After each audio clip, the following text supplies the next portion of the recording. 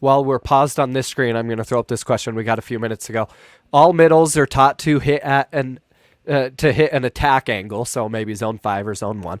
I've been teaching my 15s to block both angles, one arm for each angle, so I imagine kind of a wide block. Yes, Is like this something that you would recommend or not recommend? So, Chris, how would you answer this?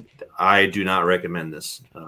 That's happens to be me. I've seen elite middles do it. Very good job at being here, and all of a sudden they drop one hand and able to catch it. But if you see it, great. If you don't see it, to go up blindly, you have very little surface area taking away that ball, and you'll find that middles aren't as good as you think they are, especially at the 15s level. So I would maybe shy away from that a little bit, and it could hinder their development a little bit beyond the line. That's just me thinking as off the cuff there, but I do think that you're better if you see it. I want you to go where you see and take away more surface area. This is a lot more imposing than me just showing you this, and all of a sudden, if you've got this over the net, this is not a very flat surface to deal with. So it's you can get tooled a lot to go in that direction. But you know what? If it works in your gym and you're finding success, at the end of the day, that's what is going to work. So I don't want to be the naysayer in this, but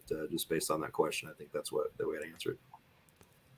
So what we like to teach when talking about arm work is get across the net when as quickly as possible with arms together, big hands, and good angles. So I think here you called this a dive move earlier, right, Chris? Yep. Where your middle's arms are together, but kind of reaching out to her left.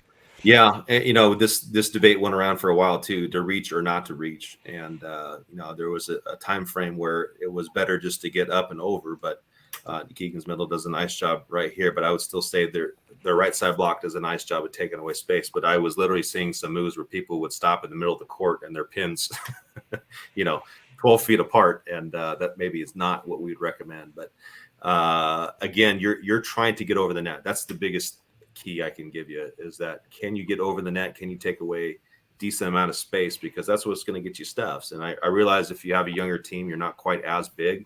You're still trying to put a good surface area up there to get some good touches. And if you're really vertical challenge, you can talk about soft block and all that stuff. But I think at the level that we're at and that we're looking at, we're really, if you can reach and still take away space, and as long as you're seeing the right thing, I think a lot of times you'll see the transition from going from juniors to our level is you'll see a lot of middles reach blindly. Even at the juniors level, you'll see them just reach blindly because they're late and they should close. That's not the right answer.